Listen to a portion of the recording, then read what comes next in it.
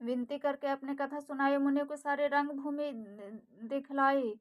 दोनों श्रेष्ठ राजकुमार जहाँ जहाँ जाते हैं वहाँ वहाँ सब कोई आश्चर्यचकित होकर देखने लगते हैं। सबने राम जी को अपनी अपनी ओर ही मुख किए हुए देखा, परंतु इसका कोई भी विशेष रहस्य कोई नहीं जान सका। मुनि ने राजा से कहा, रंगभूमि की रचना बड़ी सुंदर है।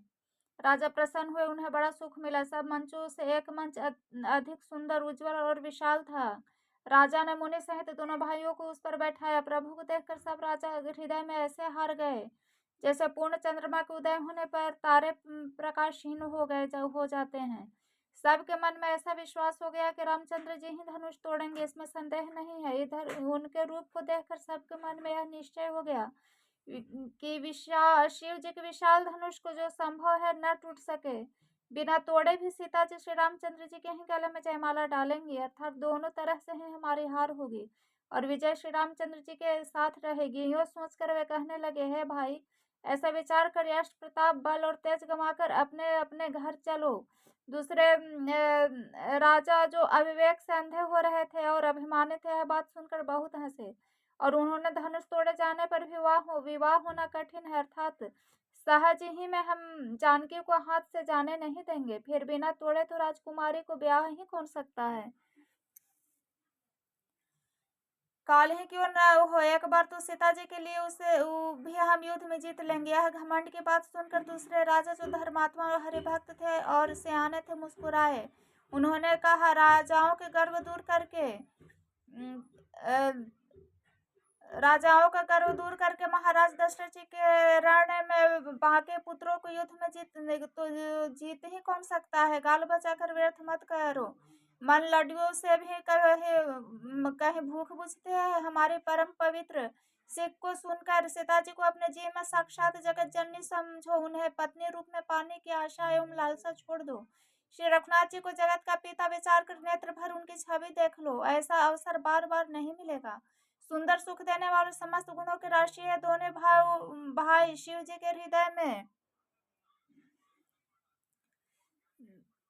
बसने वाले स्वयं शिव जी भी इन्हें सदा हृदय में छिपाए रखते हैं। ये तुम्हारे नेत्रों के सामने आ गए हैं। समीप आए हुए भगवत दर्शन रूप अमृत के समुद्र को छोड़कर तुम जगत जननी जानकी को पत्नी रूप में पाने की दूराश रूपा मिथ्या मृग जल को देखकर दौड़ते क्यों मरते हो। फिर भाई, जिसको जो अच्छा लगे वह जाकर करो। हमने तो श्री रामचंद्र जी के दर्शन करके आज जन्म लेने का फल पा लिया, जीवन और जन्म को सफल कर लिया। ऐसा कहकर अच्छे राजा प्रेम मग्न हो गए। श्री राम जी का अनुपम रूप देखने लगे। मनुष्यों की तो बात ही क्या, देवता लोग भी आकाश से विमानों पर चढ़े हुए दर्शन कर रहे हैं, सुंदर गान करते हुए फूल बरसा रहे हैं। तब सुअवसर जानकर जनक जी ने सीता जी को बुला भेजा।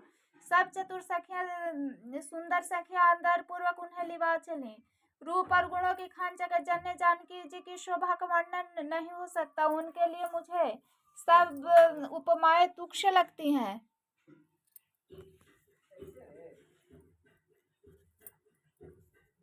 क्योंकि वे अलौकिक स्त्रियों के अंगों से अनुराग रखने वाले, अर्थात जगत की स्त्रियों के अंगों को दी जाती है। काव्य की उपमाएं सब त्रिगुणात्मक मायक जगत से ली गई हैं। उन्हें भगवान की स्वरूपा शक्ति श्री जानकी जी के प्रकृति के जिनमय अंगों के लिए प्रयुक्त करना, उनका उपमान करना और अपने को उपहासपद बनाना है। सीता जी के वर्णन में उन्हीं उपमाओं को देकर कौन कुंवारी कहलाए, अपयश का भागी बने।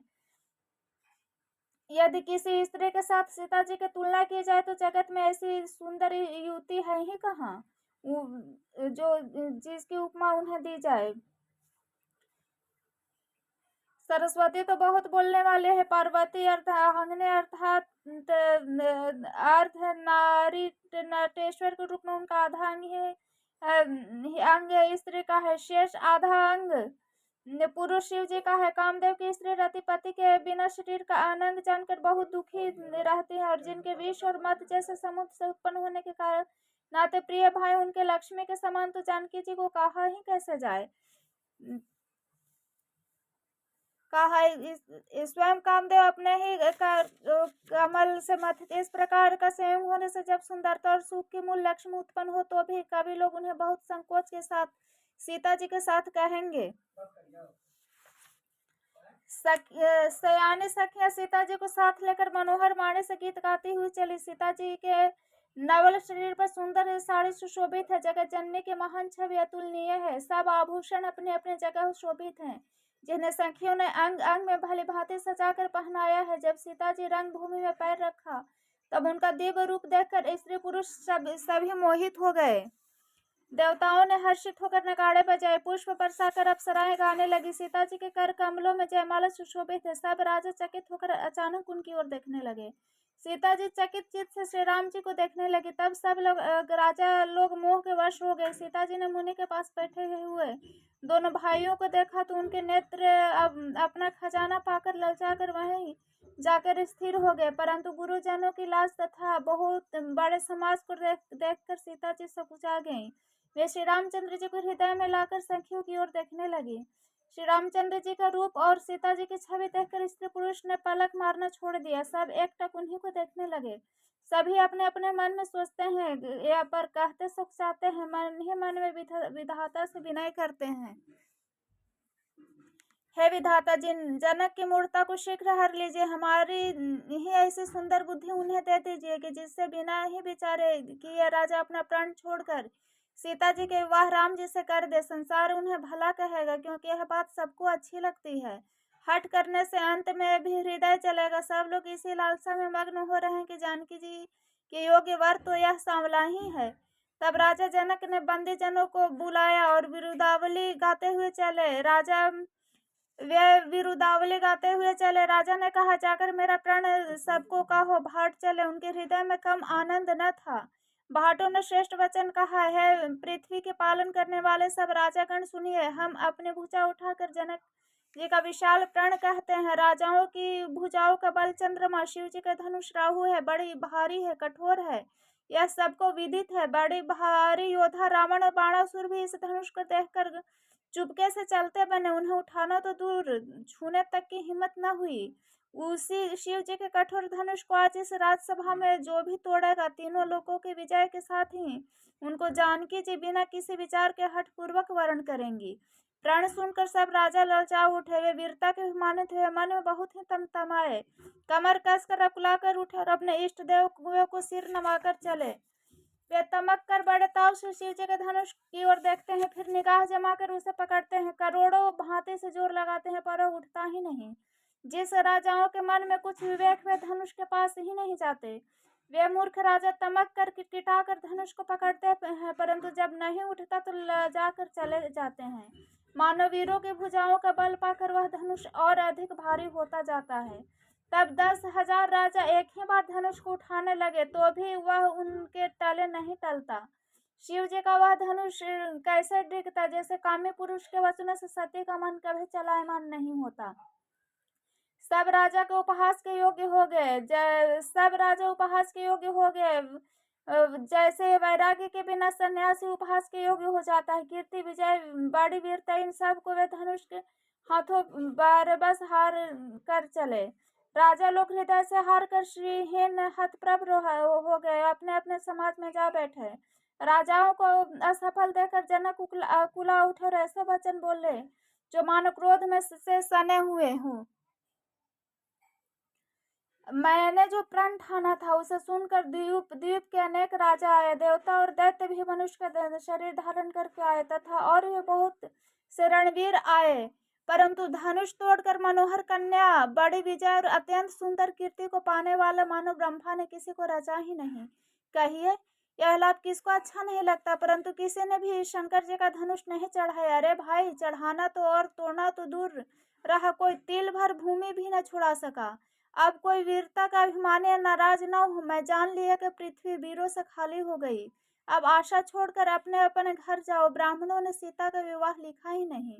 यदि प्राण छोड़ता हूँ तो पुण्य जाता है, इसलिए क्या करूँ, कन्याकुमारी ही रहे। यदि मैं जानता कि पृथ्वी वीरों से शून्य है तो प्रण करके उपहास का पात्र न बनता। जनक के वचन सुनकर सभी स्त्री पुरुष जानकी की ओर देखकर दुखी हुए, परंतु लक्ष्मण जी तमतमा उठे। उनकी भौहें टेढ़ी हो गई, होंठ फड़कने लगे और नेत्र क्रोध से लाल हो गए। श्री रघुवीर जी के डर से कुछ कह तो सकते नहीं, पर जनक के वचन उन्हें बाण से लगे। श्री रामचंद्र जी के चरण कमलों में सिर नमाकर वे यथार्थ वचन बोले। रघुवंशियों में कोई भी जहाँ होता है, उस समाज में ऐसे वचन कोई नहीं कह सकता।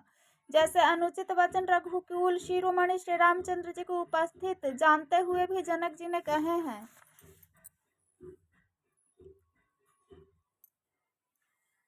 है सूर्यकुल कमल की सूर्य सुनिए, मैं स्वभाव से ही कहता हूँ, कुछ अभिमान करके नहीं। यदि आपकी आज्ञा पाऊं तो मैं ब्रह्मांड को गेंद की तरह उठा लूं और उसे कच्चे घड़े की तरह फोड़ डालूं। मैं सुमेरु पर्वत को मूली की तरह तोड़ सकता हूँ। हे नाथ, आपके प्रताप की महिमा से यह बेचारा पुराना धनुष को तो कौन चीज है। ऐसा जानकर हे नाथ, आज्ञा हो तो कुछ खेल करूं।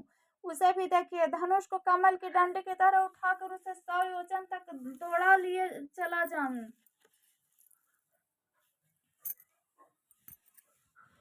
हे नाथ, आपके प्रताप के बल से धनुष को कुकुर मुत्ते की तरह तोड़ डालो। यदि ऐसा न करूं तो प्रभु के चरणों की शपथ कि मैं धनुष और तरकस को कभी हाथ में भी न लूं।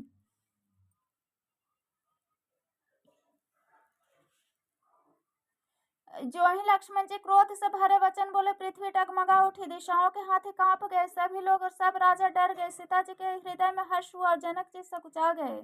गुरु विश्वामित्र जी ने श्री रघुनाथ जी की और सब मुनि मन में प्रसन्न हुए और बार बार पुलकित होने लगे। श्री रामचंद्र जी ने इशारे से लक्ष्मण को मना किया, प्रेम सहित अपने पास बैठा लिया। विश्वामित्र जी शुभ समय जानकर अत्यंत प्रेम भरी वाणी बोले, हे राम उठो, शिव जी का धनुष तोड़ो और हे तात जनक का संताप मिटाओ।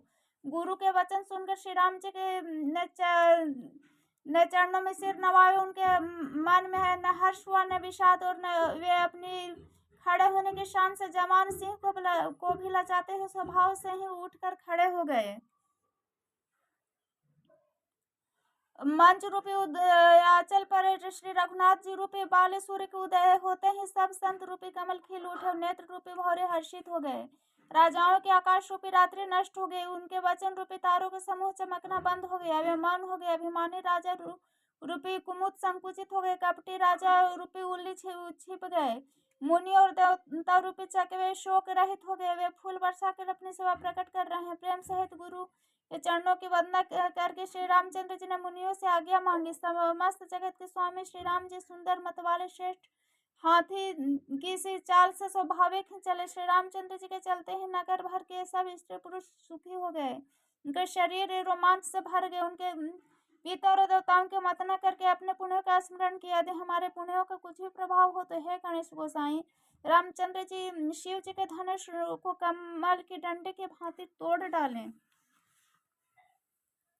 श्री रामचंद्र जी प्रेम के साथ देखा और सखियों के समय बुलाकर सीता जी के माता स्नेहवश विलख कर वचन बोली, हे सखी, यह जो हमारे हेतु कहलाते हैं वे भी सब तमाशा देखने वाले हैं। कोई भी गुरु विश्वामित्र जी को समझा कर नहीं कहता कि ये राम जी बालक, इनके लिए हट अच्छा नहीं। जो धनुष उठाकर बाण जैसे जय वीरों के लिए हिलाए नहीं सका, उसे तोड़ने के लिए मुनि विश्वामित्र जी राम जी को आज्ञा देना और राम जी का उसे तोड़ने के लिए चल देना रानी जी को हट जान पड़ा। इसलिए वे कहने लगे, गुरु विश्वामित्र जी को कोई समझाता भी नहीं।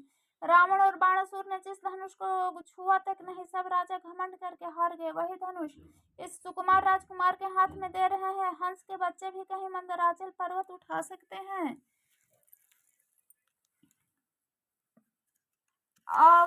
उठा सकते हैं, कहीं घड़े से उत्पन्न होने वाले छोटे से मुनि और समझा हो सकते हैं। उन्हें तो गुरु को समझाने की चेष्टा करनी चाहिए, परंतु मालूम होता है राजा का भी सारा सयानापन समाप्त हो गया है। सखी, विधाता की गति कुछ जानने में नहीं आती। यो कहकर रानी चुप हो रही। तब एक चतुर सखी कोमल वाणी से बोली, है रानी, तेजवान को देखने में छोटा होने पर छोटा गिनना नहीं चाहिए। कहाँ घड़े से उत्पन्न होने वाले मुनि अगस्त, तो कहाँ अपार समुद्र, किंतु उन्होंने उन्हें सोख लिया जिसका सुयश सारे संसार में छाया हुआ है। सूर्यमंडल देखने में छोटा लगता है, पर उसके उदय होते ही तीनों लोकों का अंधकार भाग जाता है। जिसके वश में ब्रह्मा विष्णु और शिव सब देवता वह मंत्र अत्यंत छोटा है को महान मत वाले गजराज को तो छोटा सा अंकुश वश में कर लेता है। कामदेव देव ने फूलों का ही धनुष बाण लेकर समस्त लोगों को अपने वश में कर रखा है। देवी, ऐसा जानकर संदेह त्याग दीजिए। है रानी सुनिए, रामचंद्र जी धनुष का अवश्य ही तोड़ेंगे। सखी का वचन सुनकर रानी को विश्वास हो गया। उनकी उदासी मिट गई। श्री रामचंद्र जी के प्रति उनका प्रेम अत्यंत बढ़ गया। उस समय श्री रामचंद्र जी को देखकर सीता जी भयभीत हृदय से जिस देवता की विनती कर रही व्याकुल होकर मन ही मन मना